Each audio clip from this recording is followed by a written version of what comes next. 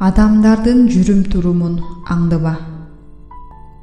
Инсандын колунда пайда да зыян да жок. Өлүм да, жашоо да жок. Сооп да, жаза да жок. Ибрахим ибн Адхам айткан экен: биз сонун жашоодо жашайбыз. Эгер аны падышалар билгенде, бизди ошол үчүн жазаламак. Ибн Таймия айтат: чындыгында жүрөктө соонун ыйман жыргалы болот. Эгер бейишке кирүүчүлөр ушундай абалда болсо, анда бейиште жашоо мындан да жакшы болот.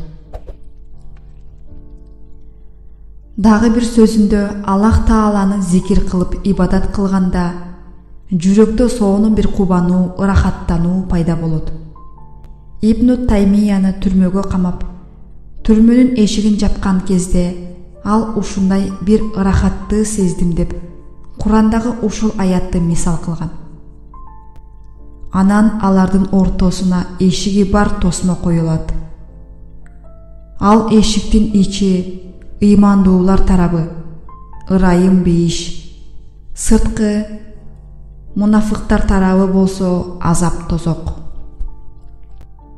Ал түрмөдө жаткан кезинде бейиш жыргалым жүрөгүмдө болсо, душманым мени эмне кылмак эле? Кайда барсам да ал өзүм менен бирге. Эгер мени өлүм жазасына тартса, шейит болом. Мекенимден чыгарса, саякатчы болом. Түрмөгө камаса, жаздык ибадатында болом дейт.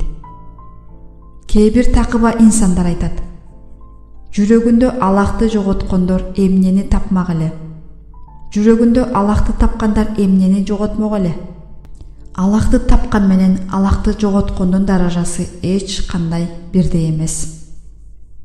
Пайгамбарыбыз саллаллаху алейхи ва саллям хадистеринин биринде мындай дейт: Субханаллах, вальхамдулиллах, ва ла илаха иллаллаху, Аллаху акбар деп айтканы мага күндүн нурунан да жакшыраак, сүйкүмдүүрөөк.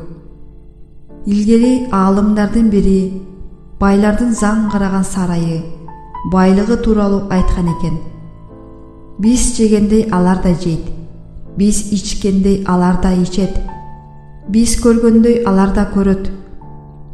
Бирок биз кыямат күнү байлык тууралуу суралбайбыз, алар суралат. Силер бизге кыямат күнү эсеп-кысап кылган кезде жалгыз-жалгыздан алгач ирет жараткан өңдүү болуп келесиңер. Момун мусулман айтат: Аллах менен пайгамбары тууралуу сүйлөйт. Ал эми мунафыктар болсо, бизге Аллах менен анын пайгамбары жалган убада берген турбайбы деп айтышат. Сенин жашооң бул өзүңдүн пикириңдегидей болот.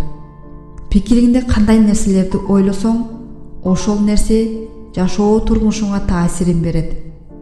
Бактылуу жашоону ойлосоң да, бактысыз жашоону ойлосоң да, ошол таасирин тийгизет. Бирөөсү айткан экен: эгер сен бут кийимсиз болсоң, эки буту кесилгенге кара. Ошондо сен Аллахка ыраазычылык билдиресиң.